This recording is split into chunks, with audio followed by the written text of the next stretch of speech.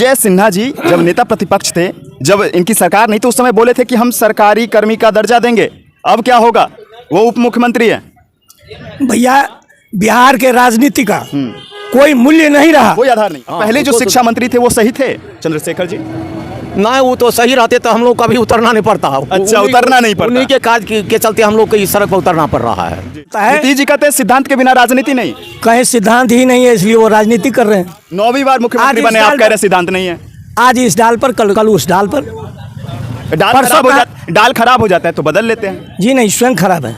जब क्रांति की आग सुलगती है तो यही दृश्य आपको देखने को मिलता है। लगातार जो है धरना स्थल पर गर्दनी बाग में धरना कर्मी सड़क पे उतरने पे मजबूर हो जा रहे हैं। आखिर बोर्ड पे रहने वाले शिक्षक की क्या मजबूरी आ जाती है तो रोड पे आ जाते हैं। हम इसी विषय पर चर्चा के लिए आज हमारे साथ जो है प्राथमिक शिक्षक और इस उम्र में हमारे साथ मौजूद हैं जिस उम्र में शायद सब लोग घर में सुरक्षित अपने आप को महसूस करना चाहते हैं, महफूज करना चाहते हैं। आप कहाँ से आए हैं? हम सुपौल से आए हैं। क्या नाम हुआ? हृदय नारायण मुखिया। अच्छा, आप मुखिया जी हैं या शिक्षक? जी नहीं, शिक्षक रिटायर कर गए हैं जी, अब अध्यक्ष अभी। अच्छा, तो क्या कहना चाहेंगे इस गर्दनी बाग में तपिश भरी गर्मी के बीच जो है एक क्रांति का गर्मी उभर रहा है? अभी जो है खास करके सरकार के द्वारा इतना दमनात्मक कार्रवाई शिक्षक के ऊपर की जा रही है, इसलिए लाचार होकर के हम लोग को इस उम्र में इस सड़क पर आना पड़ा। अच्छा, जो कम से कम शिक्षक के साथ, जो कि शिक्षक देश की रीढ़ है, माने देश को दिशा निर्देश देने वाला है, उसके साथ इस तरह की दंडात्मक कार्रवाई सरकार बंद करे, नहीं तो अन्यथा इससे भी आगे हम लोग अधिक से अधिक कार्रवाई करने के लिए और सारा सरकार की जो भी अति है सब जाम कर देंगे। इस उम्र में आप लोगों को लगता है कि सड़क पे उतरना चाहिए? उतरना नहीं चाहिए, लेकिन सरकार की ऐसी रवैया है जो लाचारी उतरना पड़ रहा है। लाचार हो गई, लाचार होकर लाचार कर दिया, लाचार कर दिया सरकार, इसलिए उतरना पड़ रहा है। के पाठक सर बहुत ही अच्छे काम कर रहे हैं शिक्षा विभाग के लिए, लगता है क्या?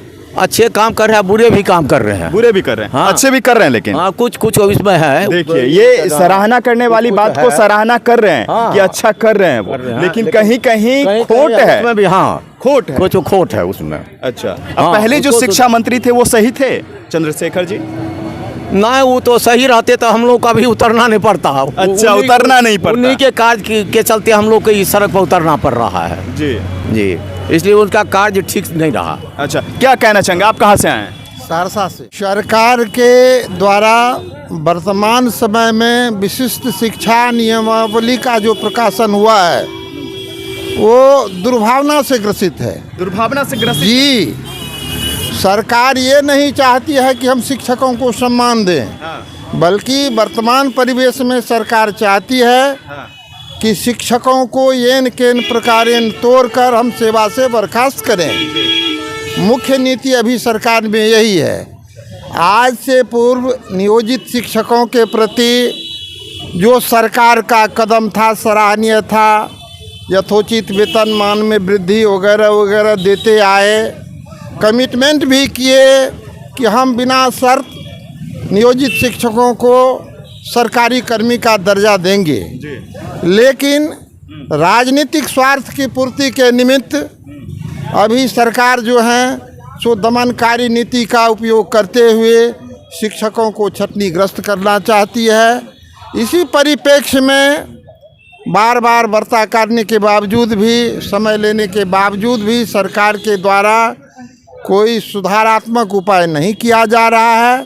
दमनकारी नीति के खिलाफ हम लोग सड़क पर उतरे हैं और संघर्ष हमारा अंत तक जारी रहेगा। शिक्षा व्यवस्था कैसे सुधरेगी? बिहार की जो शिक्षा व्यवस्था है, कहा जाता है कि सुदृढ़ करना है, इसको आगे लेकर चलना है, बिहार के भविष्य को बनाना है, बिहार को विकास की राह पर उन्नति की ओर ले जाना है, तो कैसे होगा? हमारे शिक्षक और हमारा संगठन कृत संकल्पित है कि शिक्षा में गुणात्मक सुधार हो, बच्चे का भविष्य मंगलमय सुखमय हो, लेकिन सरकार नहीं चाहती है। सरकार अगर चाहे कि शिक्षकों को शांतिपूर्ण ढंग से हम विद्यालय को सुचारू रूप से चलाने दे तब तो व्यवस्थित होगा।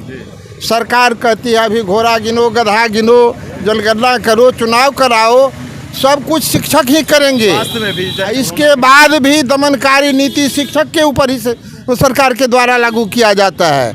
हमारे शिक्षक 9 बजे विद्यालय पहुंचते हैं, विद्यालय पहुंचने के लिए 7 बजे ही लोगों को घर से प्रस्थान करना पड़ता है। 5 बजे विद्यालय छोड़ने के बाद घर आते हैं, उसके बाद कहते हैं क्या है भाई, तो VC रिपोर्ट दीजिए आकर के। निर्धारित केंद्र पर हमारे शिक्षक जाते हैं, 9 बजे तक वहाँ इंतज़ार करते हैं। फिर 9 बजे बाद वो घर जाते हैं। उनके साथ क्या तनाव रहा होगा, इसका मूल्यांकन किया जा सकता है। ये देखिए आप, जो ये उम्र है, इस उम्र में यह अपने बच्चे को परीक्षा की तैयारी करवाते होंगे। इस उम्र में शायद यह सोचे तक नहीं होंगे कि हमको भी परीक्षा देना पड़ेगा। जैसा कि सरकार की एक फरमान आती है, उस फरमान में कहा जाता है कि पहले बार में कहा जाता है कि 3 बार सक्षमता परीक्षा, जो 3 बार ऑप्शन मिलेगा, 3 बार में 1 बार पास करना होगा, तभी आपको राज्यकर्मी का दर्जा दिया जाएगा।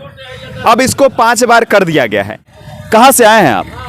हम सुपौल जिले से आए हैं। जी, क्या नाम हुआ? मेरा नाम सुशील कुमार सुमन हुआ। शिक्षक हैं?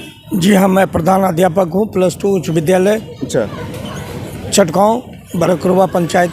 जी, ये मजबूरियां देखिए, दृश्य को देखिए कि आज रोड पे उतरना पड़ रहा है एक शिक्षक को। जो समाज को शिक्षित करने वाले होते हैं वो एक सड़क पे हो। तकरीबन हम लोगों ने 17 साल के नीतीश जी के सरकार में देखा है जी, ये गुणवत्तापूर्ण शिक्षा की बात तो करते हैं जी, लेकिन शिक्षकों को प्रताड़ित करते हैं। प्रताड़ित करके चाहते हैं कि गुणवत्तापूर्ण शिक्षा हो। मैं समझ रहा हूँ कि अगर हम एक गाय पालते हैं और उसको दूहने के समय में उसको लाठी से मारा जाए, वह कितना दूध देगी इसका अंदाजा आप लगा सकते हैं। वही कमोबेश स्थिति इस सरकार ने शिक्षक के साथ कर दिया, शिक्षक के साथ किया है। क्या उदाहरण और ये माखौल बनाकर रख दिया है शिक्षा को बिहार की धरती पर।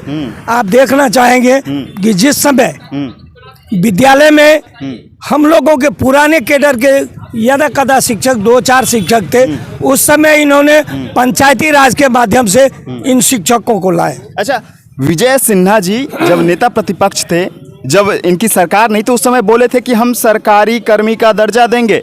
अब क्या होगा? वो उप मुख्यमंत्री हैं।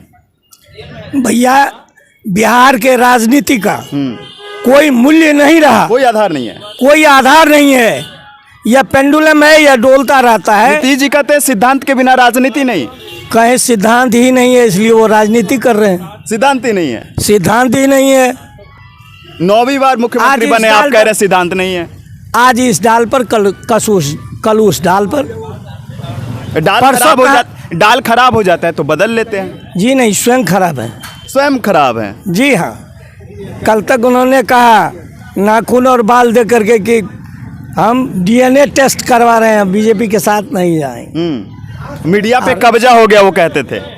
मीडिया पर कब्जा हो गया और आज उसी कब्जा में चले गए। उसी कब्जे में वो चले गए। बताइए, जिससे आप भारत के भविष्य की कल्पना करते हैं, जिन शिक्षकों से आप उनको प्रताड़ित करके गुणवत्तापूर्ण शिक्षा की बात करते हैं, संभव नहीं है। आप ये हंसिएगा मुख्यमंत्री जी और आप ही गाल फुलाइएगा, संभव नहीं है। अच्छा, कब तक रहेंगे आप लोग इस संघर्ष के दौर में? ये निर्णय हमारा राज्य संगठन करते हैं जी। उनके आह्वान पर हमारे शिक्षक मरने के लिए उतारू रहते हैं। अरे मार नहीं सकते, मर तो सकते। बिल्कुल। तो हम अपने राज नेतृत्व के आदेशानुसार अपने आप को इस गर्दनी बाग में आहूत करने के लिए तैयार रहते हैं।